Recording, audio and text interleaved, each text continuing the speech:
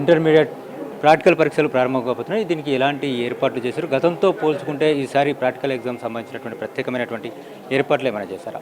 అదేవిధంగా వచ్చే సంవత్సరం నుండి ఇంటర్ సంబంధించినటువంటి విద్యలో ఏమైనా మార్పులు చేర్పులు ఉండబోతున్నాయి? ఆ సిలబస్ ఏ విధంగా ఉండబోతుంది? మనతో మాట్లాడేందుకు ఇంటర్ బోర్డు సెక్రటరీ కృష్ణాదిత్య గారు ఉన్నారు. వారిని అడిగి పూర్తి వివరాలు చూసిన ప్రయత్నం. సార్ చెప్పండి సార్, ప్రాక్టికల్ సంబంధించినటువంటి ఎగ్జామ్స్ ప్రారంభం కాబోతున్నాయి. ఈసారి కొత్తగా ఏమైనా ఇంప్లిమెంట్ చేస్తారా ప్రాక్టికల్ ఎగ్జామ్స్? సుమారు 4,13,000 మంది విద్యార్థులు ఈసారి intermediate lab practical second year students appear అవుతున్నారు. వీరికి సంబంధించి మనం మొత్తం కూడా 1440 ప్రాక్టికల్ సెంటర్స్ని మనం ఏర్పాటు చేసుకున్నాం. వీరితో పాటుగా సుమారు 1,20,000 మంది వొకేషనల్ స్టూడెంట్స్ 484 ప్రాక్టికల్ సెంటర్స్లో ఎగ్జామినేషన్స్ మనం కండక్ట్ చేస్తున్నాం. దీనికి సంబంధించి మనం స్టాఫ్ డేటాని పారదర్శకంగా ఒక యూనిఫైడ్ పోర్టల్లోకి తీసుకొచ్చాం. సుమారు 41,745 మంది స్టాఫ్ని మనం అక్రాస్ 3295 కాలేజెస్ మనం ఐడెంటిఫై చేసుకున్నాం. దీనిలో ఏదైతే సైన్సెస్ సబ్జెక్ట్స్ ఉంటారో వారందరూ కూడా మన examination duties based on distance క్రైటీరియాలో మనం అలాట్మెంట్ చేస్తాం. ఈ ప్రక్రియలో భాగంగా సుమారు 7,559 మంది ఎగ్జామినర్స్ని మనం ఐడెంటిఫై చేసుకున్నాం. దీనికి సంబంధించి హాల్ టికెట్స్ అన్ని కూడా 3 days బ్యాకే మనం లాగిన్స్లో ఎనేబుల్ చేస్తాం. అట్ ది సేమ్ టైం కొన్ని ఇష్యూస్ రావడం వల్ల, కంప్లైంట్స్ రావడం వల్ల పేరెంట్స్ కూడా ఆన్లైన్లో లైవ్గా వాళ్ళ మొబైల్ నెంబర్కి హాల్ టికెట్స్ అన్ని కూడా మనం సెండ్ చేస్తాం. సార్, అంటే ప్రాక్టికల్ సంబంధించినటువంటి ఎగ్జామ్స్ ఏదైతే థియరీ ఎగ్జామ్స్ జంబ్లింగ్ ఉంటుందో ప్రాక్టికల్ ఎగ్జామ్స్ కూడా జంబ్లింగ్ చేయాలని చెప్పేసి డిమాండ్ వస్తున్నాయి. ఈసారి ఏదన్నా అది ఇంప్లిమెంట్ చేసేటువంటి ప్రయత్నం ఏమైనా చేశారు? ఈసారి ఏవైతే సెంటర్స్ ఉన్నాయో సుమారు 70% మంది విద్యార్థులు సైన్సెస్ ఎవరైతే చదువుతున్నారో వారు ప్రైవేట్ కాలేజెస్లో చదువుకుంటారు, 30% మంది గవర్నమెంట్ కాలేజెస్లో చదువుకుంటారు.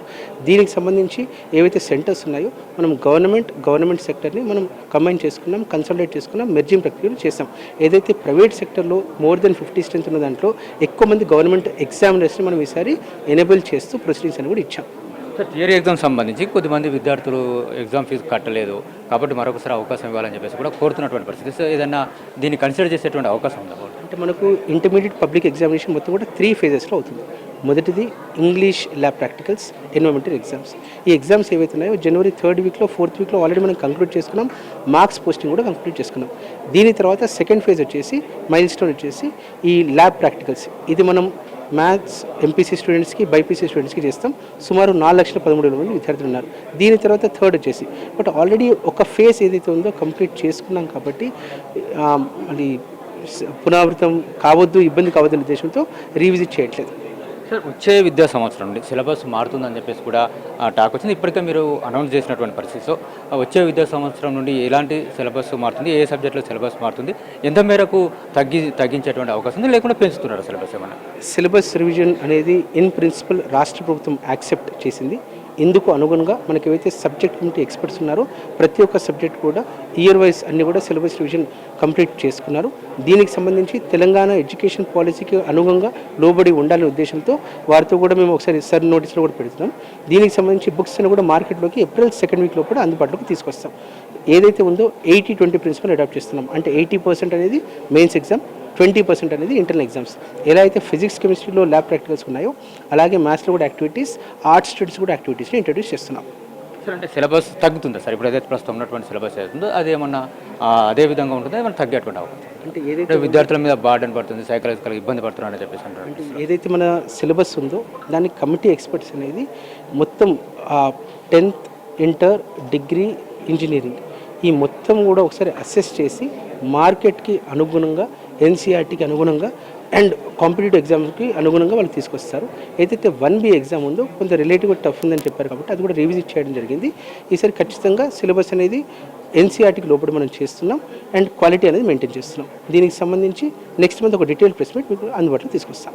సార్, అంటే ప్రభుత్వ పాఠశాలల్లో కిట్స్ ఇస్తున్నారు, యూనిఫామ్స్ ఇస్తున్నారు, అదేవిధంగా ఇంటర్లో కూడా ఇచ్చేటువంటి ఆలోచన ఉంది అని చెప్పేసి అంటున్నటువంటి పరిస్థితుల్లో వచ్చే విద్యా సంవత్సరాల నుండి విద్యార్థులకు ఏదైనా యూనిఫామ్ ఇచ్చేటువంటి అవకాశం ఉందా? అంటే సీఎం సార్ ఆలోచన 9th, 10th, 11th, 12th పిల్లల్ని మ్యాక్సిమం ట్రాన్సిషన్లో ఉండాలి. 10th నుంచి విద్యార్థులు 11thలో రావాలని. అయితే వారు నోటీస్ చేసింది ఏంటంటే 9th, 10th విద్యార్థులకు ఎలా అయితే మనం మిడ్ డే మీల్స్ ఇస్తున్నాము, యూనిఫామ్ ఇస్తున్నాము, ఇంటర్ కూడా తీసుకొచ్చినట్టయితే ఏమైనా లాభం ఉంటుందా, అటెండెన్స్ పెరుగుతుందా, ఎన్రోల్మెంట్ పెరుగుతుందా, ఇది ఒకటి చేయమని చెప్పారు.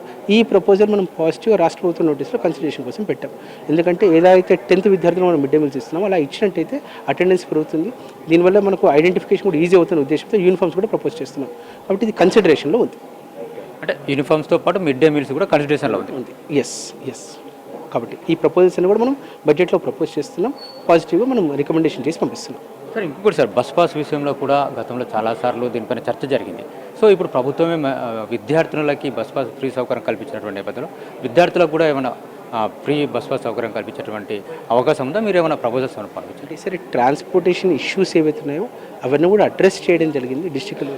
ఏదైతే బస్ పాస్ ఉందో ఇది కూడా ఒకసారి ఖచ్చితంగా అందరితో డిస్కస్ చేసేసి పాజిటివ్గా కన్సిడర్ చేయమని రాస్తాం. సార్ ఇంకొకటి సార్, అఫిలియేషన్ విషయానికి వచ్చినట్లయితే ప్రతి ఏడాది కూడా ఇది ఒక ఇష్యూ అవుతుంది. సో ఈసారి కొద్దిగా తగ్గినప్పుడు కూడా అఫిలియేషన్స్ పూర్తయిన తర్వాత అడ్మిషన్ ప్రాసెస్ ప్రారంభించేటువంటి అవకాశం ఏమైనా ఉందా? ఆ విధమైనటువంటి చర్యలు ఏమైనా తీసుకుంటారు? ఒకవైపున అఫిలియేషన్ నడుస్తుంది, మరొక వైపున అడ్మిషన్స్ నడుస్తుంటాయి. చివరికి కాలేజీలకు అనుమతి రాకపోతే విద్యార్థుల పరిస్థితి అగమ్యగోచరంగా ఉంది. మీరు చివరికి ఏదో చేసి వాళ్ళకి పర్మిషన్ ఇవ్వాల్సినటువంటి పరిస్థితి వస్తుంది. ఆ విధంగా ఏమైనా చర్యలు తీసుకున్నటువంటి అవకాశం ఉంది? అంటే లాస్ట్ 6 years నుంచి ఏదైతే సమస్య ఉండేదో మిక్స్డ్ ఆక్యుపెన్సీని, దాన్ని ఈ సంవత్సరం మనం కూలంకషంగా మనం రివ్యూ చేసుకొని రివిజిట్ చేస్తూ వారికి జీవోస్ తీసుకొచ్చేసి ఫైర్ పర్మిషన్ తెప్పించేసి రిజాల్వ్ చేసుకున్నాము. ఏదైతే అఫిలియేషన్ ప్రక్రియ ఉందో ఇది నెక్స్ట్ మంత్ అనగా ఫిబ్రవరిలోనే మొదలుపెట్టేసి బై జూన్ కంక్లూడ్ చేసే ప్రయత్నం చేస్తాం. దీనివల్ల అడ్మిషన్స్ కూడా పిల్లవారికి ఇబ్బంది కాదు. డేటా అనేది మాకు కూడా ముందుగానే తెలియజేస్తాం. కాబట్టి ఈసారి అఫిలియేషన్ ప్రక్రియకు సంబంధించి ఏవైతే టైమ్లైన్స్ ఉన్నాయో స్ట్రిక్ట్గా అధ్యయర్ చేసుకుంటూ, ఏవైతే non local shifting local shifting ఉన్నాయో ఈ ప్రపోజల్స్ కూడా టైం బౌండ్ మేనర్లో కంక్లూడ్ చేసే ప్రయత్నం చేస్తాం.